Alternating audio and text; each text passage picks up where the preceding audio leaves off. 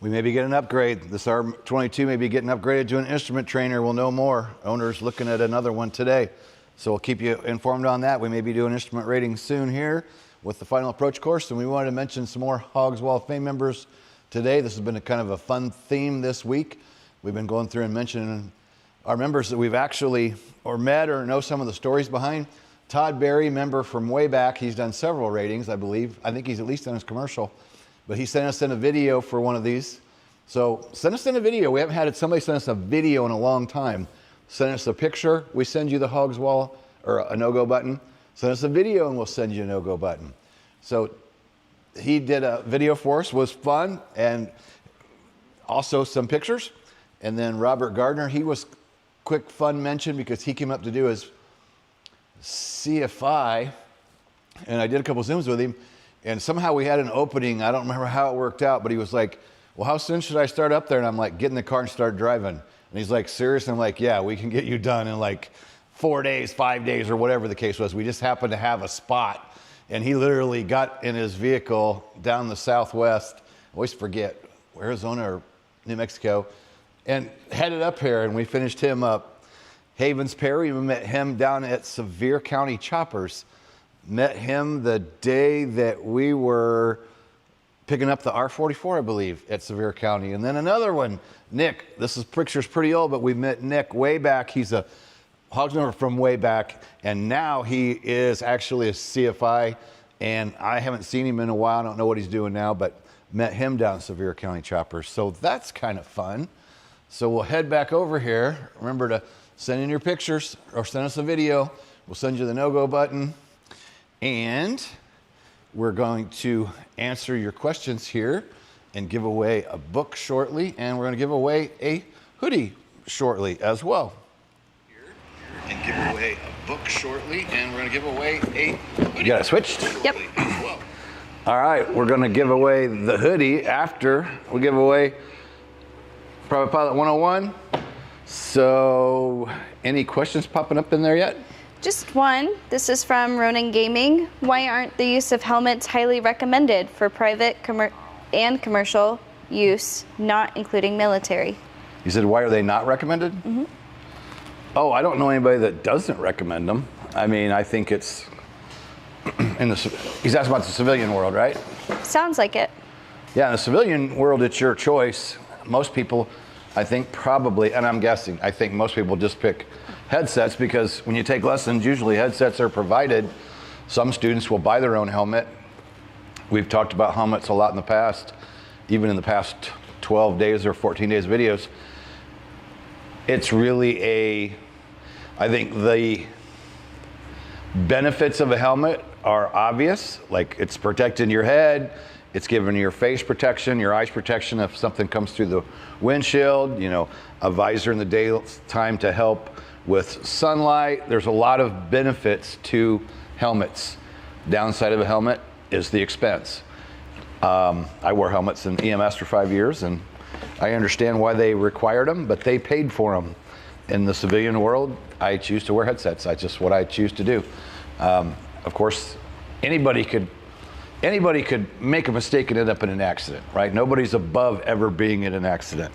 But we do our best to avoid accidents, and when I fly, I want to be able to just put the headset on, enjoy myself, feel free. Summertime, we love having doors off, and yes, I fly in shorts and I fly in t-shirts, and there's people that tell me, oh, you shouldn't do that, you should have a flight suit on, you should have a helmet.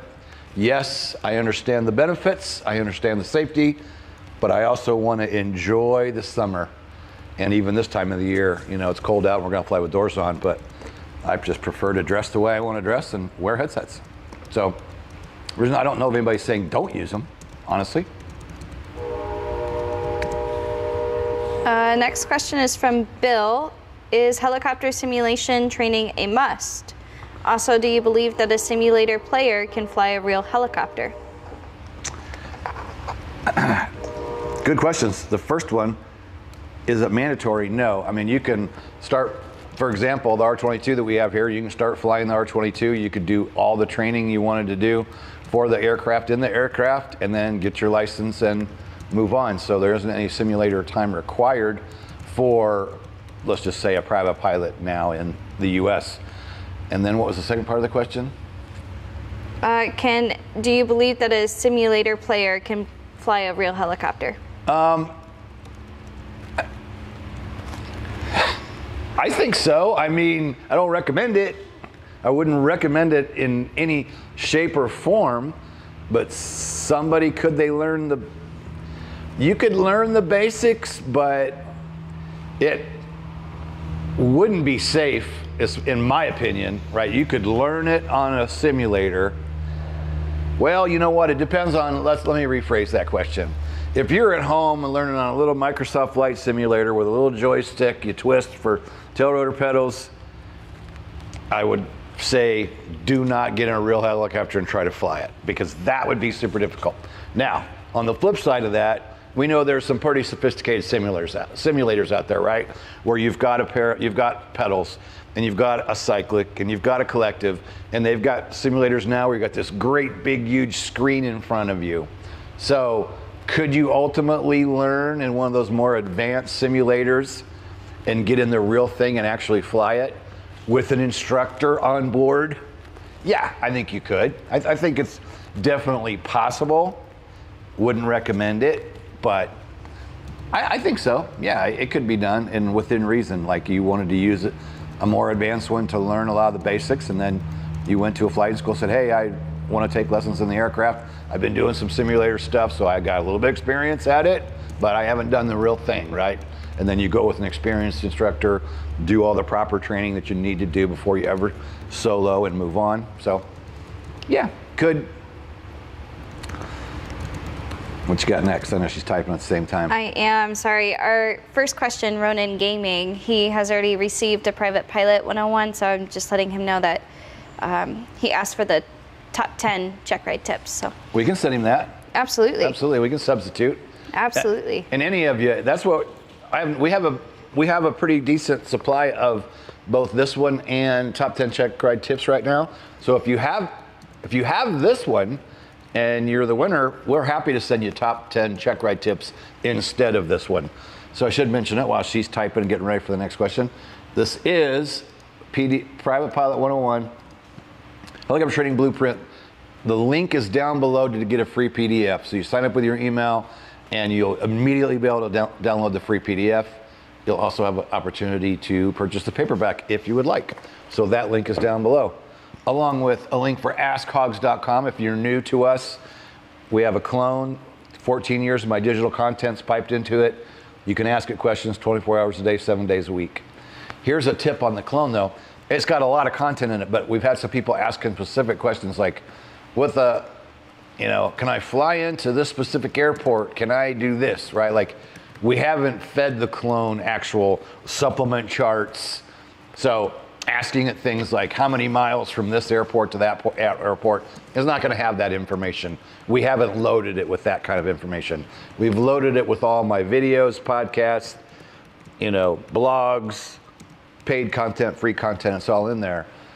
But we don't teach, that whole sectional chart part of aviation isn't loaded into the clone. So it has its limits on what you can ask, but you can ask anything helicopter, flight, and ground related directly to learning.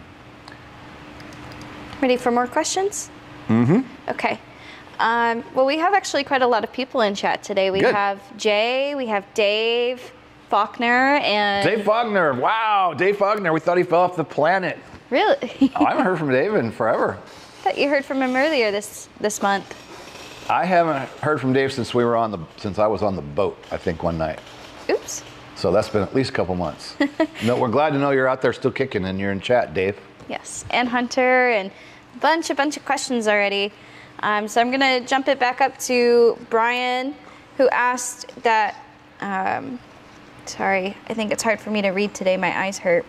So your favorite topic is the Robinson, being that the R22 has low rotor inertia. What are your thoughts as safety compared to the Schweitzer?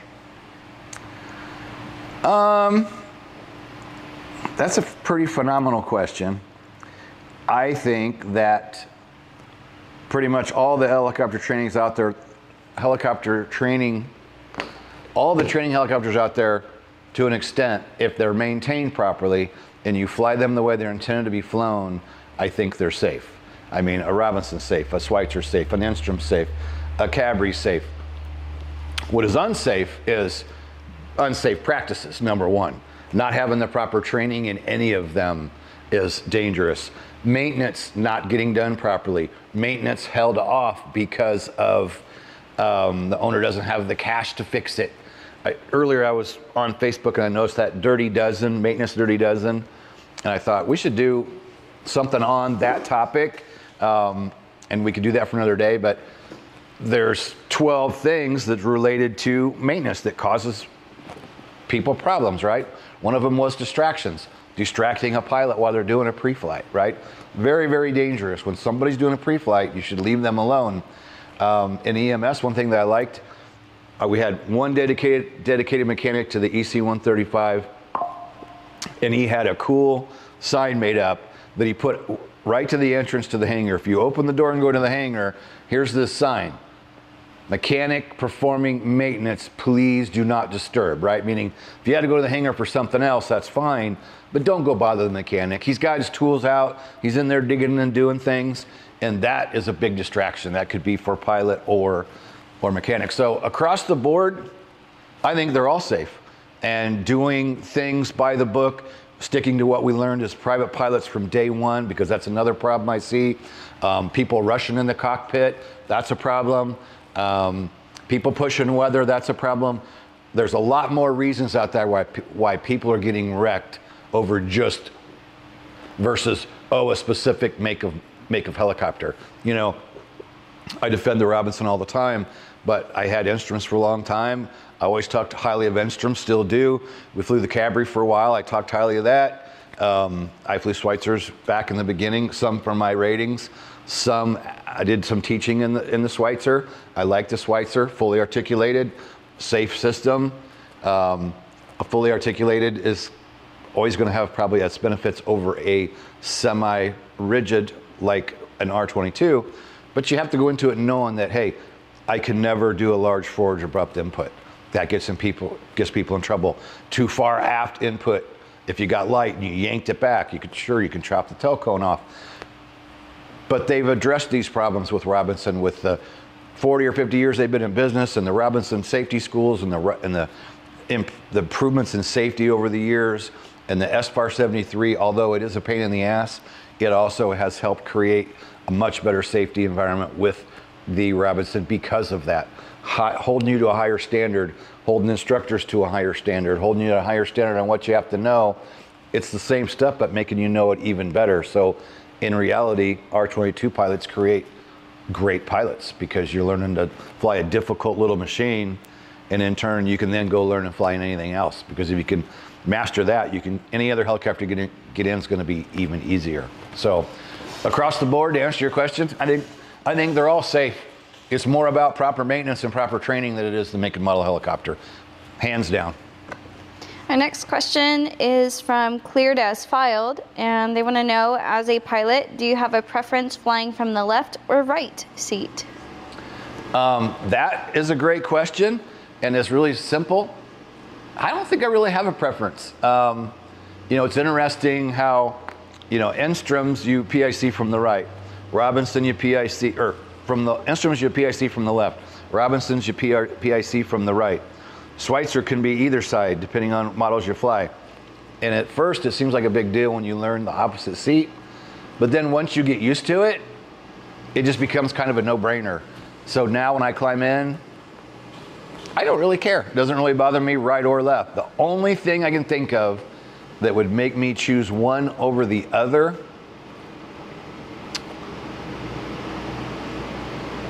and am I thinking right? Actually, you know what? I don't. I just can't think of any real good reason why one or the other. I'll tell you a stupid story that I did, something I did that was really dumb. And how did I ever do it? I don't know. I was in my early CFI career, flying the R22. I'm in the left seat all the time, but we did a pipeline patrol once a week, and I went out to do the pipeline patrol. I jumped in the left seat, started it up, took off, went to fly this pipeline patrol, and I'm like, oh shit, I'm in the left seat. PIC's from the right. So I landed out in the field in the middle of nowhere, shut everything down, got out, moved over to the PIC side. Just because I just jumping left hand, right hand, and being used to being the CFI on the left hand side, I went walking out, no brain in my head, and I just climbed in the left seat, started it up, and took off, you know. PIC from the right, not the left. So I don't have any really big one way or the other. Lindsay ran over to turn the furnace down, so what else did we not mention? Oh yeah, hey, we only got a little bit of time left. New Year's Day is our current sale ends midnight New Year's Eve. So 40% off, code Santa40. If you go down below, you can go to any of the memberships, private pilot, instrument pilot, commercial pilot, certified flight instructor, click on the specific link to go to it, enter Santa40 and get 40% off between now and midnight New Year's Eve, before New Year's Day. All right, next one. Okay, so this is from Red Devil Fly. And they want to know, how long does it take to get scheduled with an FAA flight examiner versus DPE, and which one would you suggest? Oh, this was asking specifically DPE. Mm-hmm. Well, as I mentioned in the beginning when we showed the Hogs Wall of Fame, we had Robert, I'm zooming with him, and I think we might have had somebody, we had a check ride scheduled for somebody, and somebody canceled or something, so I had something like a week away, and Robert's like, well, how soon do you want me to get there? I'm like, get in your car and start driving. And he's like, what? Are you serious? I go, yeah, seriously. Go pack up right now, get in your car and start driving, because I can get you done in like next week on Friday or whatever the case was. Just so happened I knew we had a spot there. Our examiner that we use, it's a text message. I just grabbed my phone and I try to give him plenty of time, right? I like to book them out with him at least 2 or 3 weeks in advance. However, if I went beep, beep, beep, hey, anyway, you got room for this is Thursday, and I could say, got any room for a check ride, private pilot check ride next week on Friday? And if he's got time, he'll get us right in. Now, he's different than what we hear is going on around the country. And that's, if you're familiar with our final approach course or not, we have people coming from the outskirts of the US, from there all the way around the other side, coming here because of the availability of our DPE that I've been working with for 24 years. And the reason for that is we hear, oh, our DPE is booked out for 3 months, or we can't get on this DPE schedule for 6 months. So this is what we're hearing. We hear that there is a shortage of examiners. So people are having a hard time in certain parts of the country getting hooked up with an examiner. So in general, finding an examiner can be a problem depending on where in the country you're trying to get one. And he's an essential part of our success here and what we do.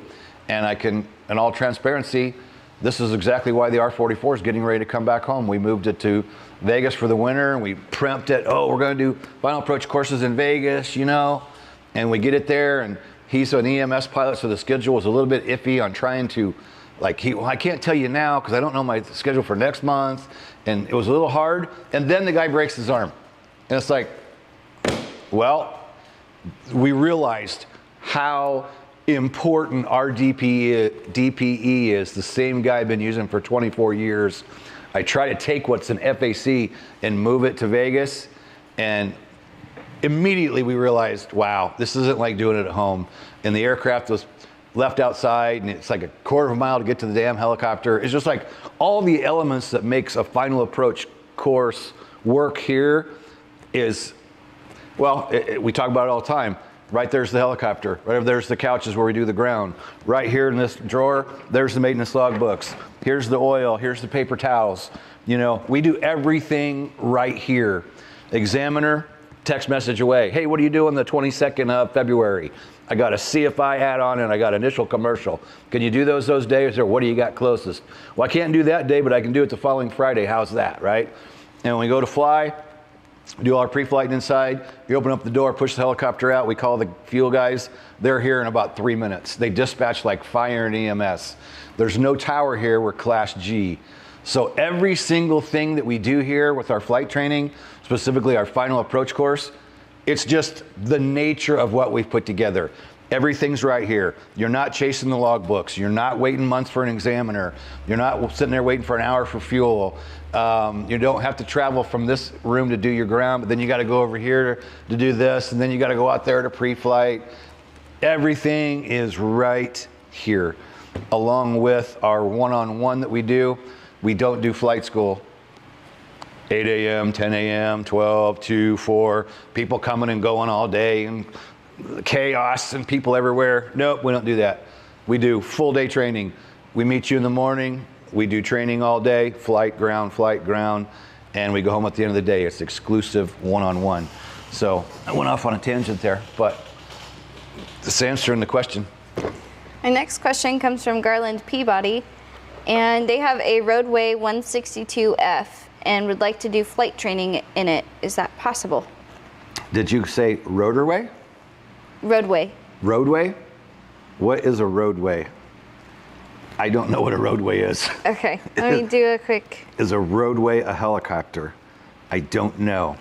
And I think when we do a question, we haven't made up a question for today. So while we're waiting for Lindsay to maybe verify. he means Rotorway.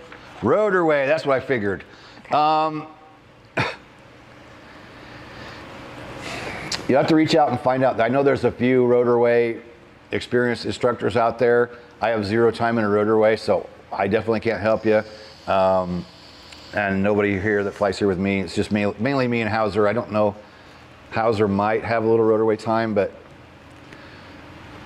to be quite honest, we've just kind of, I'm going to be transparent, right? I built my business on being transparent. I had a guy that used to work for me that bought a Rotorway, and I went up and he just got a couple hours with it from the guy that he bought instruction in it. And so I'm already leery thinking, some guy built this in his backyard. This guy just bought it, only got a couple hours of training from a guy who's not a CFI. I'm climbing in and I read, this aircraft is not conformed to FAA standards, And I got in and he started it up and I just felt uneasy. And I remembered early in my career, the FAA talking about the rotorway, and the tail rotor had like a rubber band operating it, and it had lots of tail rotor failures. And I just couldn't do it. And I'm like, shut it down, I'm getting out. He's like, what's wrong? I go, I just don't feel good about getting in an aircraft that says does not contain or does not conform to FAA standards. And that doesn't mean you can't have a great rotorway and you could do the maintenance yourself and you could have the best maintenance ever. But because of what I've heard, and then that same dude that's had like 2 or 3 rotorway accidents now where the things have been totaled, right? Like, and one of them was just a few months ago. So just half an hour away, there's been like 3 or 4 rotorway accidents from a pilot that I used to fly with and trained a long time ago. So I'm just being honest. I always thought they were cool looking. They're neat looking little aircraft. And I hope you have great luck with it, but I just steer clear of anything experimental. I just don't do it. I've been able to make a living when FAA certified aircraft maintained by mechanics. And that's another thing. I have maintenance background. You know, I ran a heavy duty towing service for years. I've rebuilt engines. I've changed hydraulic hoses. I've done all that kind of stuff. But that's on a vehicle on 4 wheels on the ground or 18 wheels on the ground, whatever the case is. From the maintenance end of things, I don't want to do maintenance. I don't want to be a backyard mechanic. I don't want to do any of the maintenance at all. I want a guy working on the aircraft that I fly. I want that to be that guy's profession, right? Like, I've always wanted to fly things where I knew who the mechanic was, I knew their background, and I know that's what they get paid to do. I get paid to teach people to fly them and get them ready for their test and go be safe and prudent in the helicopter. Mechanics get paid to do that stuff. So I personally like keeping it separate. I don't want anything to do with maintenance. I want certified mechanic doing everything for me. Fair enough. Next question is from Dread Nova. Can an experienced military pilot get their private pilot license faster than a regular citizen? Well, yeah, you can convert military time over to a civilian license. So I'm not prior military, so I can't tell you exactly what it entails, but I do know guys I've flown with, and mainly when I was flying EMS, I know pilots that came out of the military and were able to take their, I'm assuming they take in their records of what they flew and what they did in the military, and they can go into the FSDO, the Flight Standards District office, and whatever the process may be, they can convert their military time over to a civilian license. So hopefully that kind of answers your question. As far as military training and how they go about all that, I can't really comment since I'm not former military and have no basis to make any statements on how that training goes. But you can convert, I know that. Sim Racing Pal, they say that they have 103 hours total, with 14 hours in R44 and the remaining in R22. They have no issues with their pedals in the Robinson 22, but they struggle with the R44 pedals. They're too heavy. Any suggestions? Here's what may seem like a silly answer, but what are you wearing on your feet? And I say this not only for R22, I say it for any helicopter or R44. I know when I started, I can remember one of my instructors, I was struggling one day and I was a law enforcement officer at the time, so I liked wearing the boots that I wore when I was on duty just because they were, Gore-Tex and super comfortable. And the dude's like, hey man, you got that big bulky boot on and you're struggling with those pedals, come back with a more of a comfortable shoe. And I did, and it eliminated those problems I was having. And as an instructor, many times over the years, when somebody's told me they were struggling with pedals, I've said, try a different pair of shoes. And 9 times out of 10, over all this 24 years, somebody's come back and said, that did it. That did the trick, right? Shoes can have, I've also worn some like hiking boots at times. And in the Enstrom, there was a way that like a fin on the edge of the thing would get stuck in my hiking boot. So what you're wearing on your feet can actually make a big difference. Other than that, I can remember at a point in the R44 where I felt like the R44 was more squirrely than the R22, which doesn't really make sense with the R44 being bigger and heavier and what should be a more stable aircraft. And I don't know if that was just something that was going on with me weird mentally. It was when I had low time in the R44, because now that I've been flying them for a while again, I haven't really noticed that same problem. But I did for a little while in the R44 remember seeming like it was just like getting really squirrely, and I was getting really wild in the pedals and just thinking, why, what's going on with this thing? What's weird about this? So that's about the best I can tell you on that. Try some different shoes and keep working through it, right? Just go out there and practice. Something I've done when I feel a little, maybe a little bit like I need to sharpen my skills, or I'm struggling a bit with the pedals or something, I'll go out here in a big empty area and I'll do what we call hovering square pattern. And people love this. And I was gonna grab my helicopter, but I keep moving it. I was doing ground over there earlier. You just set up square in the field or on a ramp or anywhere. Set it down, pick it up. Move over here, set it down, pick it up. Turn, come over here, set it down, pick it up. Go all the way around the square and then turn around and go back the other way and go real slow all the way around back their direction. So think about it. You're getting a wind on any given day. You're getting it from 4 different directions going one way, same thing returning. And again, each time you pick up and move, throw in a turn, right? And do all that both ways. That has helped me tremendously. Anytime I felt like my skills were a little behind or I was struggling a little bit too much with the pedals, I've said, you know what, I'm gonna go down there for half an hour and I'm just gonna take my time and really think through the pedals. And the other thing I can think of, if you're moving the pedals too much or you're struggling, you're probably thinking about them too much and you're probably even looking down at them too much. I remember one instructor when I was struggling with pedals going, just push it. Just push the damn pedal, would you? Right? Like, get over this, whatever problem you're having is. Just look outside. You want the nose to go that way? Push the pedal. And as simple as that sounds, that's got me through pedal issues as well in the past. So hopefully that helps. Next question is from Ronin Gaming. What's your best tip for flighting VFR into an advertent IMC condition? Inadvertent. Read the question again. What's your best tip for flighting VFR into an advertent IMC condition? Okay, it's 100% at all costs, never ever do it. He's asking how to go into it. Sounds like it. That's the way it reads. I would never inadvertently fly into the clouds, right? You know, the only time you should ever fly into the clouds is if you are via instrument rated, in an instrument rated aircraft, you're current in instruments, you're qualified, you're comfortable, and can legally go do it. You know, avoiding inadvertent IMC, or inadvertent IMC. Going into the clouds when you're not prepared for it is a problem. It kills people. It kills average everyday pilots. It kills professional pilots, kills EMS pilots. I was in that environment for 5 years flying EMS. And the 5 years that I was in it, we had the worst year in EMS helicopter crashes in history.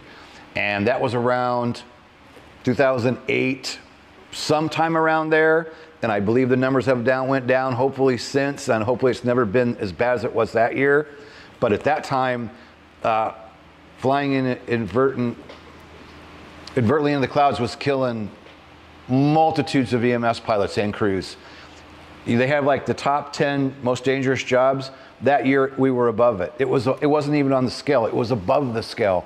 And people didn't know about it. People didn't talk about it, but that's a fact. So learning to, number one, make good no-go decisions, right? You never ever want to inadvertently go into the clouds unless, again, you are prepared, qualified, and legal to do it. Now, can it happen accidentally? It can happen accidentally. I've done it. I made a bad weather decision one night. I was in Cleveland. I wanted to come back to Indiana. Boss would let me fly an airplane home. I'm a VFR pilot in a VFR airplane, and the clouds were a little low, but I'm a helicopter guy, so I'm like, well, I'm comfortable flying a little lower. First mistake. I should have never gotten the airplane. And on my trip home, I got into a low layer of clouds, and somehow I was able to keep the aircraft under control, get back out of the clouds. And when I landed at an airport, I was at an airport like 40 miles away from where I thought I was landing. Like I was so disoriented after it happened and got myself in a mess. Luckily, I lived through it. And that one event is the one that made me go, okay, this is nothing to play with. I'll tell you something stupid I did that day. I wanted to get home, and I even called flight service. And they were like, well, you know, here's the weather along your route. And he said, VFR not recommended. If you ever get that from flight service, if they say those words, I would say, thank you very much. I'd hang up the phone and call it off. I had an airline pilot who was a CFI helicopter as well, worked at the same place. He was looking at the weather that I was looking at flying in. He's like, dude, don't do it. Just stay here the weekend. It's not worth it. And I'm the idiot that made the choice because I had get-home-itis. So being prepared for it, you know, if you're not flying in really good conditions, the only way you should even be attempting to fly where you might run into a weather problem is if you are fully 100% prepared, you've flown instruments, you're qualified, and then if you go in inadvertent, you have to claim an emergency and ask for help. You have to. I haven't talked a lot about Kobe in the past few years just because so many people made videos on it right off the bat, and I know another pilot that was there that day that said his pilot should have never taken off. But I recently watched a really well put together documentary, and it sounds like, you know, that the pilot was qualified, he had a good reputation, was the chief pilot, I believe, of the company, or had a high position. He had the opportunity to claim for emergency and call for help, and he didn't, as far as we know. And it kills a lot of people, and you'd think, well, just call, you know, why wouldn't a person just call for help? Pilots don't want to they don't want to admit they made a mistake, or they're worried about getting fired when they get home. The only thing you can do if you go inadvertent is get on your instruments. Hopefully you have the instruments you need to keep the thing level. Hopefully you've had enough training that you can survive it, and you got to squawk an emergency, call for help, and say, I went inadvertent IMC, I'm in the clouds, I need help. I need to get somewhere, and I need help. And they will talk you through it. And another important note on that, this is why on the commercial rating helicopter, you have to have 5 hours minimum instrument time in a helicopter. And I know for a fact where that comes from. Right, direct from our examiner, he said that 5 hours can be done by a CFI, doesn't even have to be a double I. You need the basic minimum training on what to do if you go inadvertent. And so what we do is we practice with the person. We'll say, okay, let's say you went inadvertent IMC, flip on the foggles or use the fancy Icarus device, like we have one of those units over here, and then give the student or the pilot that you're training, you give them vectors to certain altitudes, turn directions, and you kind of like play like you're the tower and you're going to help this person, talking through them through communications on which way to turn, what altitude to go to, and help you get diverted to an airport and get you down and out of the clouds. That's what that 5 hours is for. And we know that 5 hours is the bare minimum. Like, is it enough that it could keep you from killing yourself? Maybe. Maybe. In some instances, no. That 5 hours isn't going to be enough. So this is a big topic, and it's why we created the Hogs No-Go button. And we've been talking about this basically the last few days. We've been hitting it pretty hard because we've been giving them away. Live to fly another day. Helicopterground.com. And that's the point. You decide the weather's iffy, you're not sure you can do it VFR, hit the button, fly another day. make the choice, I'm not going, and forget about it, move on with your day. And I won't go into the whole story how we made the button because I tell it all the time, but that's where we initiated the no-go button, and that's why we send them out to our members after they pass their check ride. Send us in a picture for the Hogs Wall of Fame. We send you a no-go button. And I know for a fact that they talk about them at flight schools. We had one guy, I think he got his private and then he got his commercial. And he said, hey, you gave me a no-go for the private. Can I get another no-go for the commercial? And he said, I asked because I left it at the flight school and the kids there are having fun hitting the button and we've been discussing the no-go decision. And I'm like, that's perfect, right? That's the idea. It's a conversation piece, and it's also something to give yourself a little pat on the back or a little break after you've made the decision to just stay on the ground. So making good pilot decisions, understanding weather, having good conservative weather minimums so that you don't ever fly into the clouds unprepared, because it'll kill you. Next question goes back to Garland, who previously asked about the Rotorway. Can you receive flight training in an experimental aircraft, or does it have to be normal category? Well, you know what a great question. Yeah, you can get instruction in a Rotorway from a qualified Rotorway pilot. I don't know why you couldn't. Ask me again. Did I miss something there? There's no reason you couldn't get someone to train you who's qualified in the Rotorway itself. I don't know why you couldn't. That was the question, right? Mm-hmm. Yeah, you can have somebody train you. Absolutely. I know, and I can't tell you who they are, but I know there's a couple of them that are like factory certified, and they travel around the country and go help people that have purchased Rotorways, help them get their training. I can't tell you who they are. I don't know the names, but I know that that's kind of a thing. I guess Rotorway's still a company, right? If there's any way you can get a hold of the company, surely they would have the names of the people that can come out and provide you training. But I know that that's something that is out there. Factory trained Rotorway instructors that will come to your location and train with you. That is a thing, for sure. Next question is from John. As a fixed wing pilot with over 300 hours and is looking to switch over to rotor, how steep is the learning curve? I don't think it's bad at all. In all the years I've been doing training, probably 50% of people that we help get ratings are add-on pilots.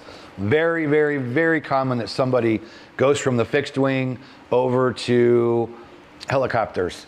I have a CFI applicant right now I'm working who's a CFI in airplane, coming to do his CFI add-on helicopters. Very common, and the learning curve I don't think is bad at all. Here's the key. You're a rated pilot in fixed wing. When you go do your add-on, just be prepared that even though it's an add-on, it doesn't mean he's not going to ask you the typical helicopter or typical check ride questions. Like, go back and refresh your knowledge that you went through for your private airplane, because they're still going to, even on an add-on, they're going to go, what documents do you have to have on you to go fly? What do you got to do to have the aircraft current? What inspections do you have? They're going to ask you about NOTAMs and TAFs. They're still going to refresh that knowledge and test your VFR flying knowledge, but then to do the add-on, you're going to need helicopter emergencies, of course, helicopter aerodynamics, and anything helicopter related. But learning curve, I don't think it's bad. I mean, yes, it takes effort, and you'll have to do some studying, and you'll need a helicopter flying handbook, and you'll need to learn the POH for that aircraft, but I wouldn't say it's, I don't know what to compare it to, but we've been doing it for years, right? People doing add-ons, it's very common. The only problem I see is people, here's the real truth. The only problem I've seen is somebody's like, oh, well, I'm already a pilot. Oh, I just had a flight review, so I'm good. When I'm trying to refresh that VFR knowledge. And then when they give me that attitude, I'll warn them and go, look, I realize you're a pilot. Great. I realize you recently had a flight review. That's great. Does that mean you've refreshed your knowledge, and do you have all that basic private pilot 101 knowledge that you need? And then a lot of times in that first 10 minutes, I'll whip out a sectional chart and I'll start asking them airspace questions. And then when they start scratching their head, they'll go, oh, I'm not ready, am I? And I'm like, no, you need to go back and review your VFR flying skills, review cross country, review reading a chart, review weather services. Don't fall in the trap of, oh, it's just an add-on. All you gotta do is know aerodynamics and emergencies. That's all. No, you gotta refresh all that knowledge. Our next question is from Howard, and he wants to know, what is the hourly rate for the R44? Hourly rate for our R44 is actually right now $650 an hour, but I'm seriously thinking about raising it. For 2024, our numbers are in, we did the math. That aircraft cost me $803.17 an hour to operate in 2024. So if I charge $650 an hour, that means I'm losing money for every hour that it flies. So it's right now at $650. I think I should move it up to $750 or higher. I just was told that a lot of the reputable companies right now are up at $800 or $900 an hour on an R44. Like we just heard, we've been charging $350 an hour on the R22. And the one dude texted me and he said, oh, well, like independent helicopters is up to $450 an hour, and Jerry Trimble was up to like $475 an hour on an R22. So I'm like, wow, I'm a little low on the R22 as well. So as of today, R44 is $650 an hour. As of January 1st, I don't know. It ain't gonna go down, I can tell you that much. It will not go any cheaper than $650. Next question is Tom Gander, and he wants to know, what are your thoughts on fly-by-wire for helicopters? Can't really say I have a lot of input on that. I mean, everything that I have flown pretty much, or the things that I do fly now, basically Robinson, it's all, you know, obviously the standard old controls for most things. Fly-by-wire, I don't know, that technology's been around for a long time, right? And it's in plenty of commercial aircraft and airliners, and so would I be opposed to flying something that was a fly-by-wire system? I don't think so. If it's time tested and proven and shown to be safe, then, but that's all I can really say about that. That's not an area that I've really dug into or really dealt with much, but I think it's like anything. If the aircraft's built a certain way and it's maintained properly and gets the proper maintenance, it could be just as safe as anything else out there. Would be my guess. Next question is from Red Devil Fly, and they want to know if you do CFI Autos to the ground or hover. Oh, we do them to the ground. And what we can do now is we can do the full downs right here, and then we give the applicants that we send to the examiner, or whether he comes here, they go there, either way. We do the full downs here, and then we give you a sign off stating that we've done the full down training with you. Then during the check ride, you don't have to do the full down. He could still ask you to do it, but he hasn't, because we've already given you that training. And over the years, that's been a topic that's changed a few times. We had to do full downs. Then for a while, the FAA said you don't have to do full downs anymore. And then they came back and said, okay, this is over a period of years, right? Then they come back and say, yes, you gotta do the full downs. However, if you want, we're gonna give you this opportunity to do the full downs with your instructor and not have to do it during the check ride. And that's probably the best case scenario where the FAA did something smart, was because the insurance company is gonna insure me to go out and do that with you. Once I'm not in there and the examiner's in there with you, you're responsible for that aircraft, but kind of, sort of, kind of he is too, right? Because has the higher amount of ratings. So there's that liability of, well, if they're out there doing full downs and somebody cracks up the helicopter, who's responsible, who's paying for that? If I do it in the controlled environment where I'm doing them in the aircraft and I'm paying that policy, I'm doing that, that's one thing, right? I'm insured to do that. So relieving that from the CFI check ride, I think is fair for most all of us. So yes, full downs, love it, absolutely. I remember being terrified of them in the beginning. Now, if you want to do them, yeah, no biggie. And we'll do them. We do more than just the standard. We'll go out and do advanced stuff with you. We'll do 360s or zero airspeed or multiple speeds and altitudes. We'll do more than just the average straight in and 180. We like to break it up and do some real world kind of stuff as well. Our next question is from Hunter, and he wants to know if you think they should add more than 5 hours to the commercial rating, such as like add 10 to 15 hours for a simulated instrument. For during the commercial? Mm-hmm. I would have to say I'd understand if they did. I mean, I don't want to be the guy that says, oh, they should do it, and then everybody yell at me because, oh, you're just going to make us spend more money. But, I mean, the more training you would get, the safer you would be, right? Again, as I already stated, those guys are a lot smarter at it than me, right? And they know what happens in the industry, and they have accident data and all kinds of things to investigate. I believe in the 5 hour minimum. I think it's wise. Should they up it? I mean, probably. I mean, 5's not much, but it is just enough. But the thing about it is, you get those 5 hours, how long is that current for you? Where you had that training to fly and go to your instruments and keep yourself, get yourself out of trouble. But what about 10 years down the road? If you never fly instruments and then 10 years later, you go flying into the clouds, you're probably going to remember that, how to go to your instruments and try to keep the wings level, but you're not going to be proficient, right? You could remember it maybe and try to do it, but it's a great question. And I'm not about making things harder for people to get ratings and make it more expensive, but probably wouldn't hurt to throw another 5 on there and make it like 10 minimum. I would understand it if they did. I mean, you're spending the money anyway. You got to have 150 hours for the commercial. So would it be so bad if they upped it to 10 or 15? Not really. You're just paying for more instructor time, so I would support that. Okay, our next question comes from, I have to scroll a little bit, Craig. What do you think is the best way to go about either applying for grants for student loans or flight school financing to help the journey of the flight career? If anybody has any help with this, jump in the chat and let us know.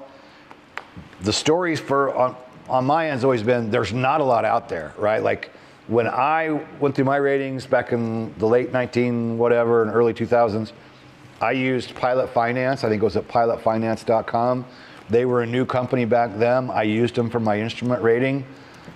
I'm not going to say that it was a great interest rate. I don't remember. I think it was actually kind of expensive, but there was not many places that you could get any money from.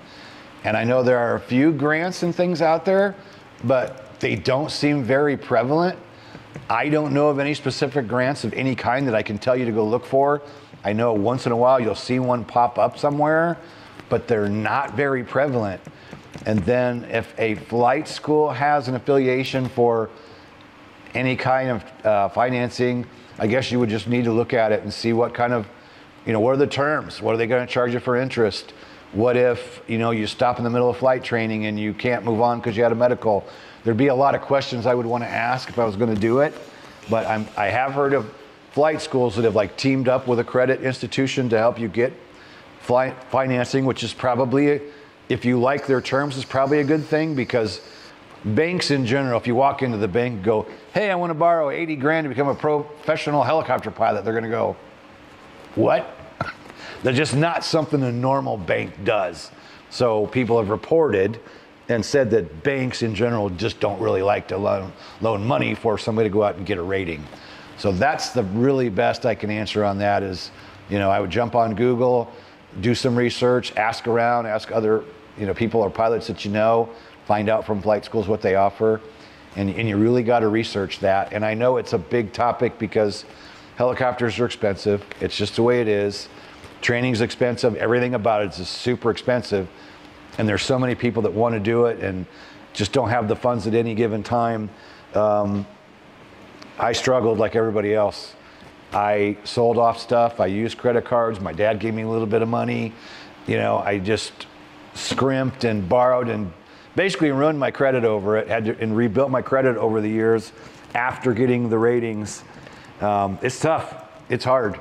So you just got to get out there and research and find what you can.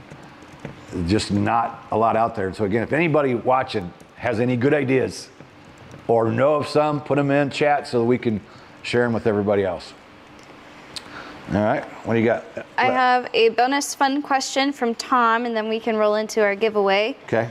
Tom wants to know, if you have one last hour to fly, you can fly Lama 315, a Bell 47G, or an R44. What would you choose? I know the answer. I think this one's a pretty easy one. Hands down, R44. No doubt about it. It's really become my favorite aircraft. I don't want to say favorite, right? Like if I could, of the ones that you just offered to me, that's what I would pick. I've just really been enjoying the R44 that we have. And I say that because in this instance, I was able to pick the aircraft that I wanted. I didn't just get somebody to go, hey, you want to use this aircraft, or hey, use my aircraft, or I got recertified or did my flight review in an R44 and got freshened up in one down in Florida at Straight Up Aviation. And then I had a lead on somebody I knew, there's a friend of mine that said, hey, if you ever want an R44, we can work a nice lease for you. We'll take care of you, let us know. And so when I was ready, I reached out. So I got to hand pick an aircraft that was right for me. So it was yellow and black, the colors I needed, fresh out of overhaul. I mean, the overhaul was done. It had 4 hours testing on it down at Sevier County Choppers. So when I got the aircraft handpicked by me on my terms, absolutely fresh, and we've had it now for 1.5 years, and I just absolutely love it. The instruments I flew were great. I loved the one that I owned, but the versatility of the R44 with the 4 seats and the speed, and a little less heavy on the maintenance, I believe, than what the Instrum was. Anyway, hands down, I pick R44 for sure. Okay, what's our giveaway question today? All right, we're going to do something random here. So this is our private pilot study guide. After we're done, we'll have Lindsay throw the link down below. And we do still need to, we start working on the verbiage to change verbiage in here from, we created this from the PTS to ACS, but not that much has changed. So that's the one update that it needs right now. So I'm just gonna try to find one that's not super hard to answer in comments. It won't be, because some of these answers are kind of long. We'll make this one pretty easy I won't say easy, but not that hard to answer. Somebody could even Google real quick and try to find the answer if they had to. And remember, it just happened again the other day. Somebody argued about who won, and our chat clearly showed who won, but their chat showed something different. So bear with us. Lindsay is going to claim the winner. Let me write it down for her so she knows what it is, so don't say it out loud. It's 3 terms. And I'm going to give you the letters here in just a second.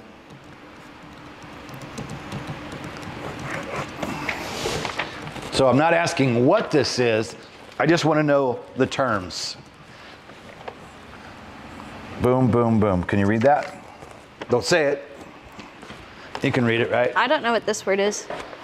I can't read your spelling, your handwriting. Here. Look, spelling and grammar matters, but not when it's Kenny, right? Oh my gosh, is it written out in here? Here it is.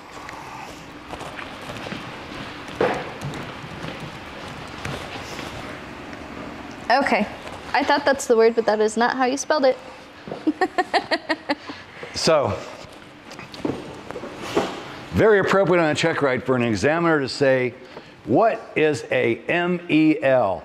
I just want the terms. What is M? What is E? What is L? What is an MEL? That is for the 2X, and it's a 2X hoodie, by the way. This is zip up like the one I'm wearing.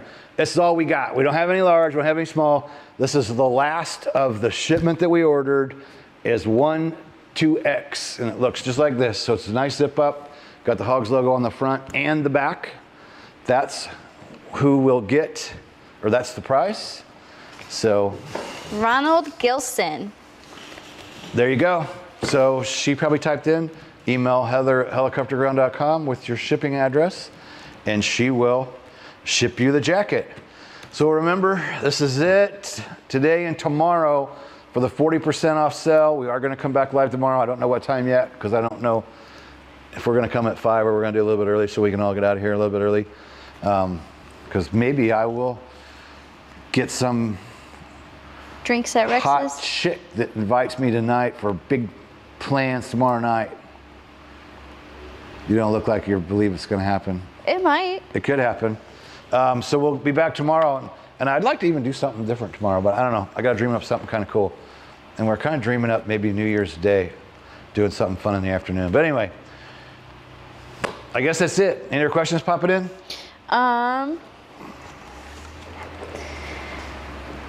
I'm struggling to understand this question. It just kind of came in right now. So I'll just read it out loud. Maybe you can understand it a bit. The ATPs in the States, the theory involved, as here in Ireland, we have to do 14 exams, minimum pass mark is 75%. What is the theory explained? Or what is the theory involved with ATPs in the state, I believe is what he's asking? For the best of my knowledge, ATP in the States is like a glorified instrument check ride. Not many people that I know do ATP. Not that many people that I know have ATP in helicopters. I've never actually helped anybody do an ATP. I think it's mainly just instrument stuff. It's a lot of instrument stuff on the check ride, but as far as the training, I can't tell you. I do not have the ATP. Haven't helped anybody with an ATP.